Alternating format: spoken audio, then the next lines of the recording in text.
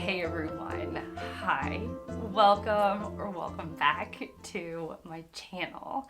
I'm Shelly, and today I am going through a bunch of books that I want, my wish list.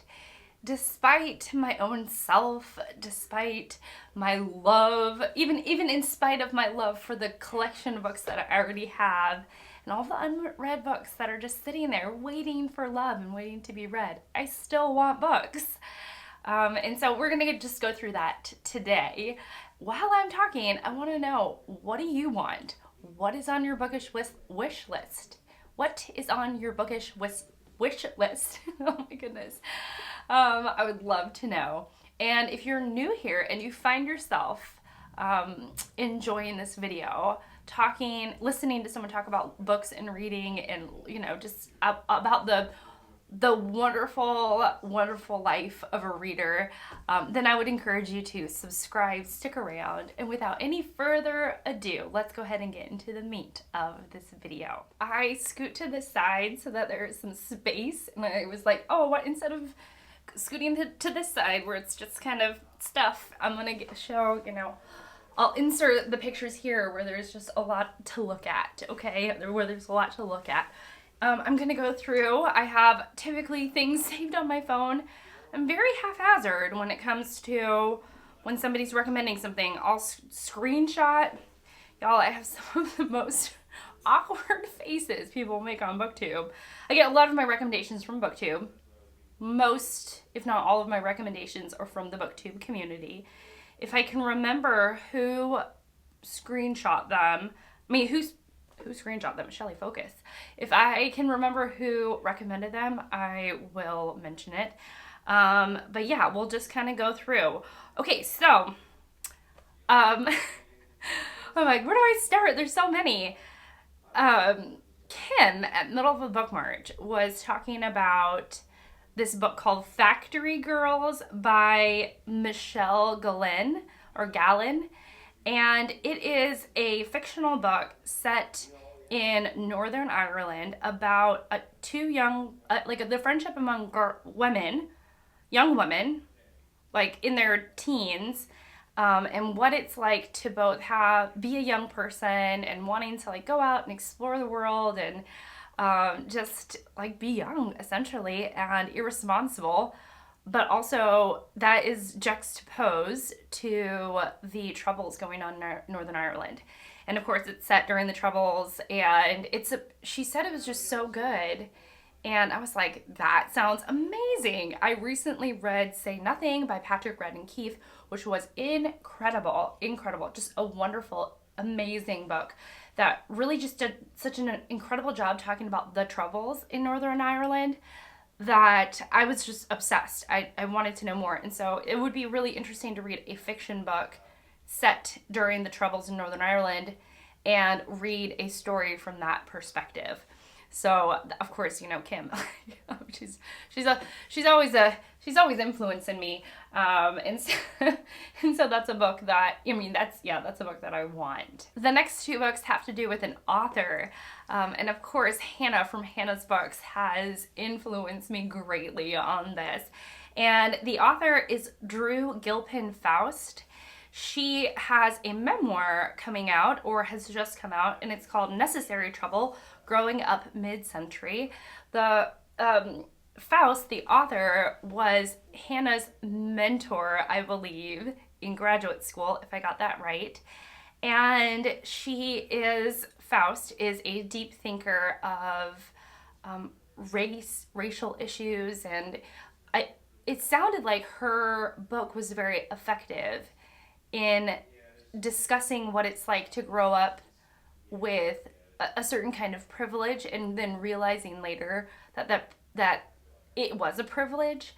I'm probably summing it up as I'm probably summing up a lot of these incorrectly, but I just really love the sound of that. I live in the Deep South now, and issues surrounding and thinkers writing about the Deep South is of interest to me. And so when Hannah was talking about it, it made me want to read the book. It made me want to read Necessary Trouble. And then she also mentioned a book that was really good, also by the same author, and it's called This Republic of Suffering, and it is subtitled Death in the American Civil War, which it's just any issues that are thought about with nuance, written about with nuance, presented with nuance, I'm interested in. So I was like, huh. So now that Gilpin Faust is in my consciousness, I'm definitely going to be looking out for her books at used bookstores in the future. Speaking of Hannah, she, never fails to capture my imagination. And so she also mentioned a book, actually Necessary Trouble and this next book that I'm going to mention were books that the New York Times recommended as hot nonfiction, hot upcoming reads in nonfiction. And of course I kind of, even though I might be like, ooh, that sounds interesting, I always wait, I don't jump on that impulse of like, that sounds interesting, I'm gonna go order it right now. Because the likelihood is that I'm not gonna read it right away, and I would rather see how it plays out in my own bookish life. And so these two books have resurfaced again through Hannah's video. And so now I'm like, oh yeah, I remember those books that I talked about in that video. And the other one was The Marriage Question, George Eliot's Double Life. And this is by Claire Carlisle. And I recently read Middlemarch. I read Middlemarch in January. It was amazing. Middlemarch is an incredible book. I think that some of the characters are the most incredible characters in literature. Dorothea, she's so good. She's just amazing. She's amazing. And so I would be interested in what a scholar had to say about George Eliot's life. And I wonder how much overlap there was with George Eliot's life and the characters that she created. So of course, so that's on my radar. So Hannah, she's always out there influencing me. I think this next work is a translated work, and it is Babettes Feast. It's by Isaac Dennison, and it's, I believe, translated by Karen Blixen. And I'm actually going to read the blurb because Deea from Novel Idea, she read this, and it jogged a memory that I had heard about Babettes Feast. It's a 54-page tiny little thing, and for whatever reason I just it cycled back around in my consciousness when Deea talked about it. I'm gonna leave all these channels linked down below, by the way. And so I was like, oh yeah, that sounds so good.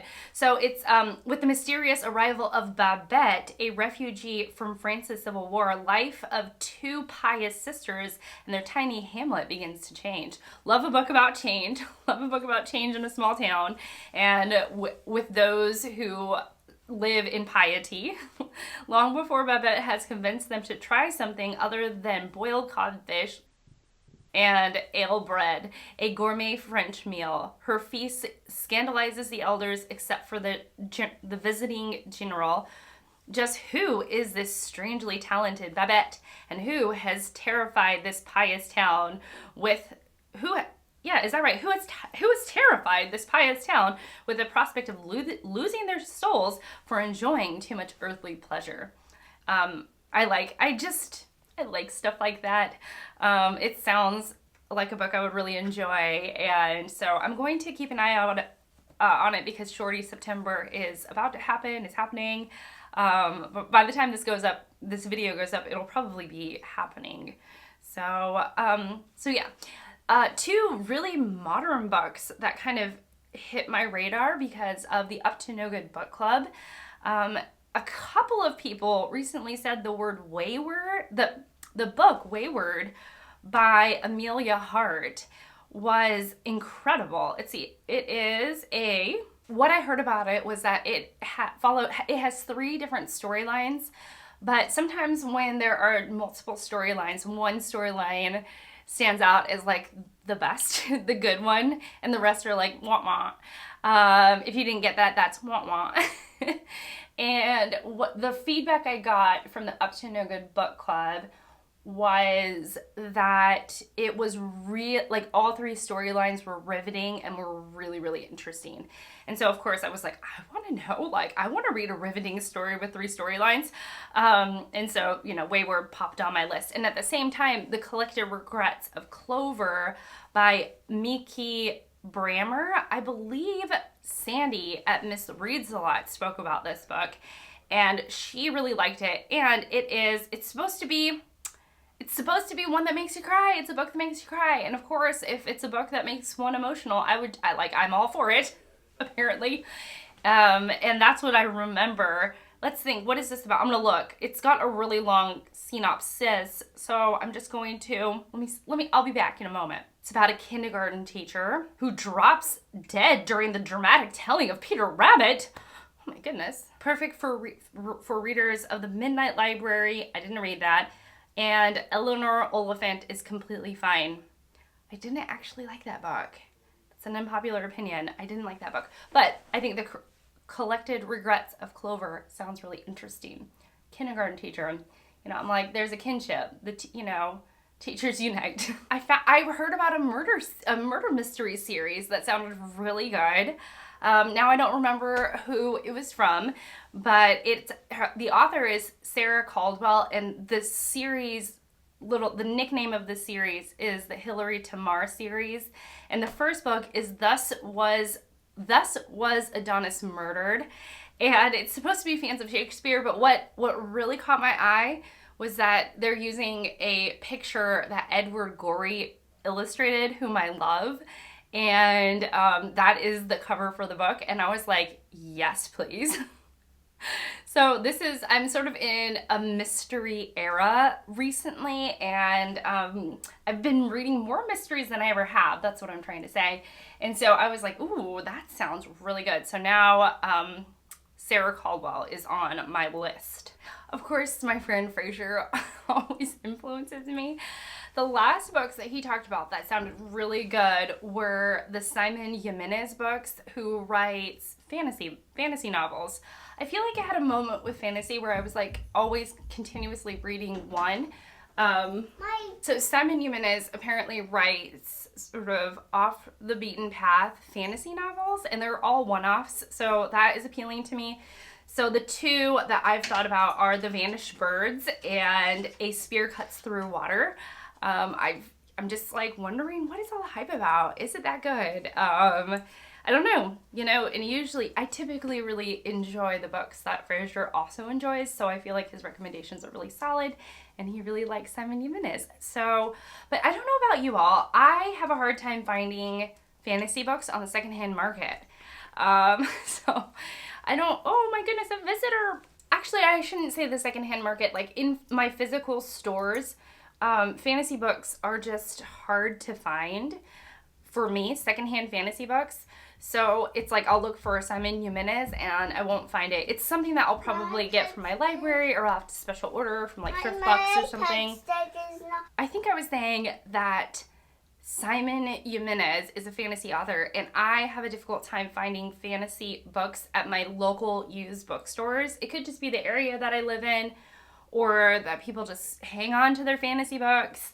But I just have a hard time. So it's something that I will either have to seek out on Thrift Books or buy it for my Kindle. It's just going to have to be one of those things. I'm like, I have so many books. Like, let that be clear. However, if I did see like a Simon Jimenez book at a used bookstore, I would scoop it up probably immediately and like hold it in my grubby little hands until it was mine. Also, talking about just a sort of passing curiosity, I've constantly looked for Brandon Sanderson books because there's a part of me that wants to try it. Like, Brandon Sanderson is such a, like, if you know me, then it's just like sometimes I just get gripped by what is wildly popular. And so last year I read Verity by Colleen Hoover. It wasn't good.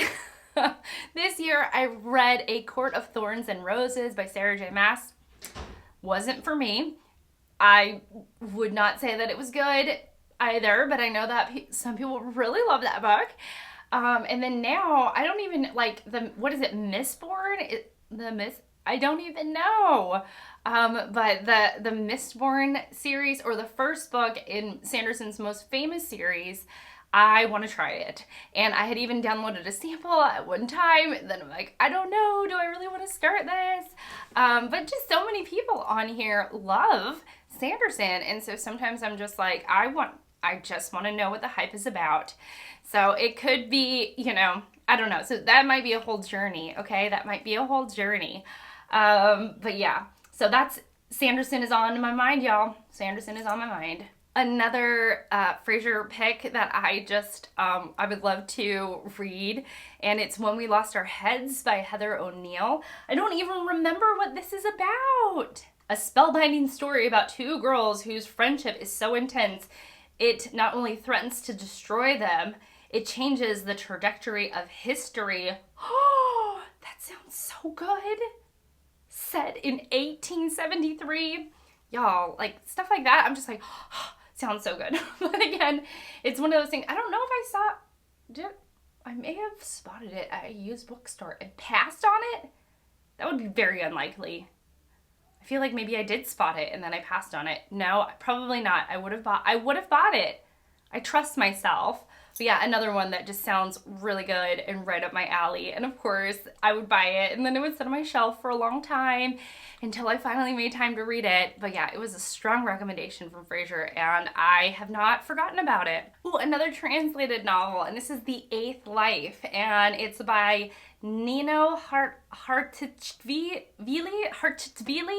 and it's translated by Charlotte Collins and Ruth Martin. It is 6 romances, 1 revolution, the story of the century. Ooh, it sounds so good. Now this is a recommendation from Charlie Brooks of the channel Charlie Brooks Reads. From Charlie, Charlie Brooks Reads, rather.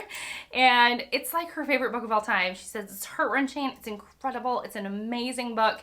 And of course, I seek to read people's favorites. I'm influenced. And so she talked about it and I was like, I want to read that. That sounds amazing. And also, there's an allure to chunky books, like books that are just fit the palm of your hand.